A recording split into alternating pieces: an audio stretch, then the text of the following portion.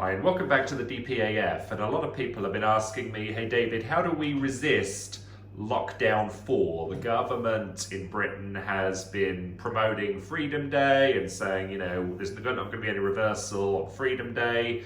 But of course, when Freedom Day comes, you've got Boris Johnson delivering the Freedom Day message from lockdown, and you've got the NHS app pinging everyone, sort of going into overdrive. The build up to Freedom Day, the NHS app is sort of switched up so it can ping more people. Freedom Day, it's turned up to the max, so it's turned into a kind of a crescendo. Now you've got the media sort of playing up all the food shortages caused by the NHS app. But of course, governments, they haven't got anything to do with this. Nothing to do with government. It's freedom that's the problem. We need to get rid of freedom. We need to go back to lockdown, and that's going to make everything better. And that's the government's position. That's their message. They want to get to lockdown 4 as quickly as possible. But of course, we the people have got to resist this. We should have resisted lockdown 1. We should have resisted lockdown 2. We should have resisted lockdown 3. But we must resist lockdown 4. Otherwise, it becomes lockdown infinity. And some of you listening to this probably did resist all those lockdowns like I did. But of course, it wasn't enough. We need to do it en masse. So my first point to resist lockdown 4 is to get as actively involved in all these protests as you possibly can. There's huge protests in London today. Maybe you listen to this video while you're sort of on your way there. Maybe you could sponsor someone to go. Maybe you could get online and share photos and pictures and speeches from the protest today. There's going to be plenty more after this, of course, as well. Get involved in the protests, help the organisers, and it's getting a lot of momentum and it's making a big difference in my view. Next thing we've got to do as a people is we've got to get educated on the English Bill of Rights. I mean, this was something that was fought for in the Glorious Revolution, and this is something that was signed into law by King William of Orange. And this is something that's law today. And of course, not enough of our people are educated on the Bill of Rights. And of course, none of our MPs are educated on it. So educating your MP on the Bill of Rights is a critical component. The most important thing I think about all our rights is that there are no exceptions to them. There is nothing in the Bill of Rights, there is nothing in Magna Carta that says there are any exceptions to British civil liberties in the event of plagues, pandemics, or coronaviruses. And of course, all these people that have set up the Bill of Rights knew all about plagues. They knew all about the Black Death. They knew all about, mass health crises. But the point of the Bill of Rights was that there's not going to be any exception. Individual liberty means you have the right to make the choices about your own safety, about your own health, and it's not the government's place to be doing so. The current government in Great Britain, led by Boris Johnson, is criminally usurping its authority to micromanage health outcomes using coercive tactics.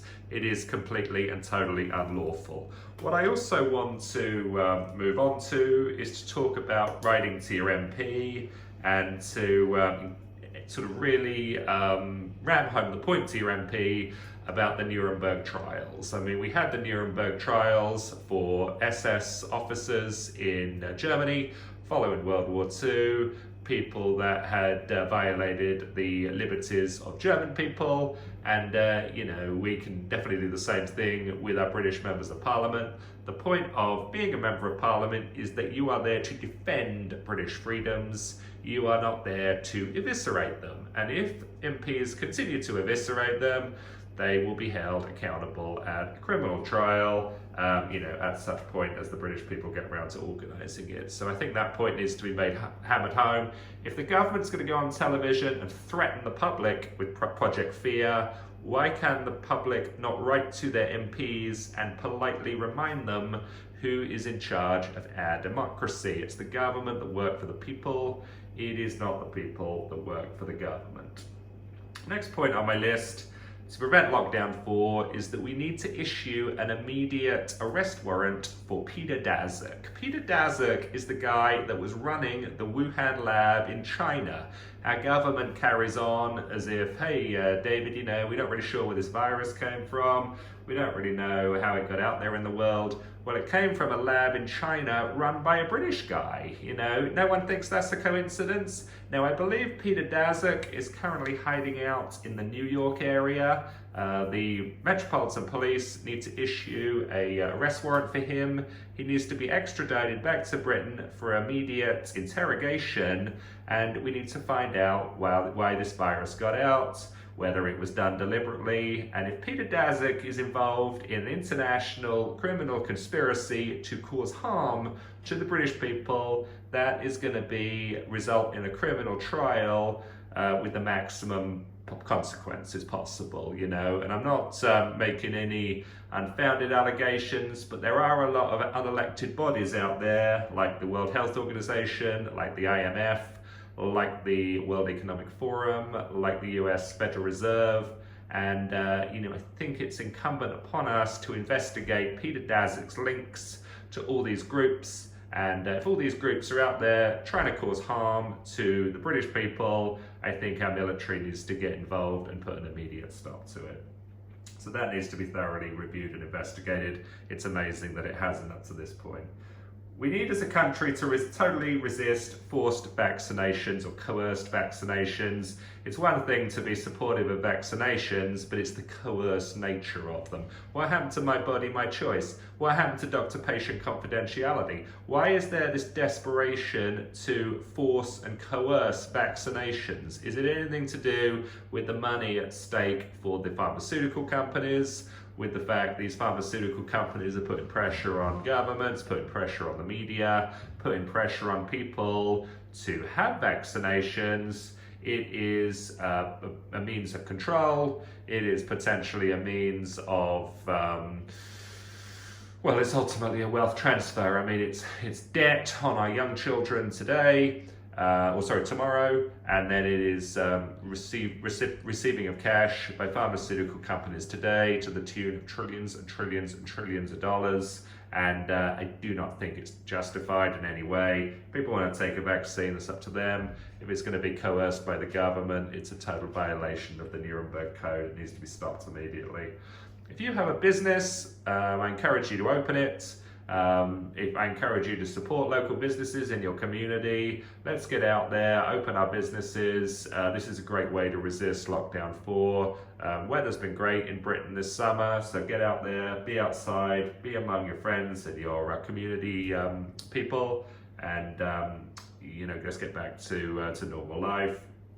Final point on my list for this video is to turn off your television, or specifically ignore anything you hear or see on Sky News or BBC or ITV.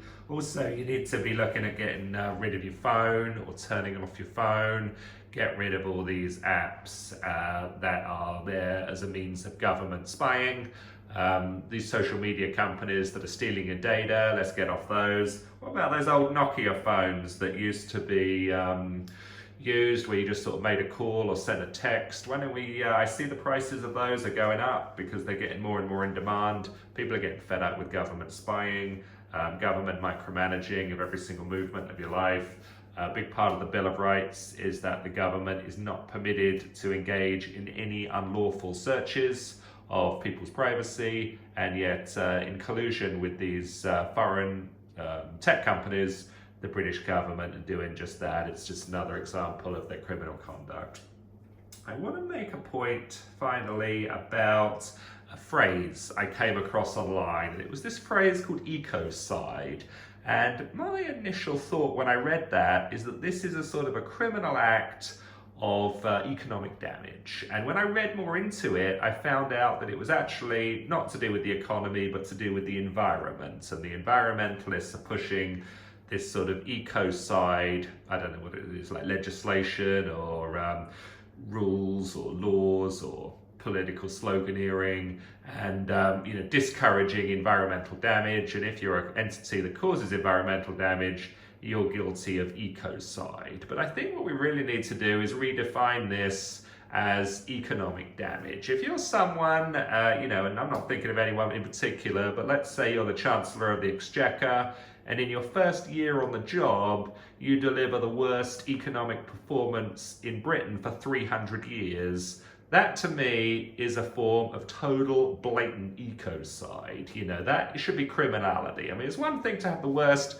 economic performance for 77 years or 92 years or like 130 years or, 140 years, whatever it is. I mean, I think when you go over 100, it should be a criminal offense. But when you're up to the 300-year level, I mean, think about that. We've gone through World War I, we've gone through World War II, we've gone through the Great Depression, we've gone through the 1968 Hong Kong flu, we've gone through all these things, and yet in 2020, our British Chancellor managed to deliver the worst economic performance of 300 years for a virus that is much less dangerous than some of the other threats we've had, and that was originated from a lab in China run by a British guy. I think there needs to be some criminal penalties for ecocide on our country. If we're going to have individuals in government that are deliberately trying to harm the British economy, that are deliberately trying to steal and cancel livelihoods of people,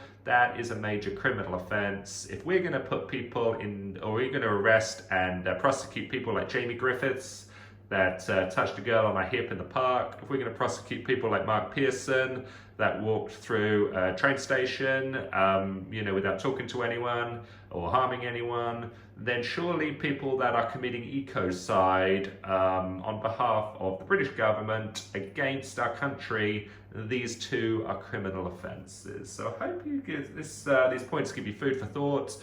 I strongly encourage everyone to support these protests today and any and all other ones that follow subsequently, of which there'll be many. We've got to head off lockdown 4, and we need to really get back to British civil liberties, the English Bill of Rights. We need it up in every single bar and public space in our country, and we've got to get totally educated on it right away. So thanks again for listening to this. I hope you have a great weekend. We'll talk to you soon.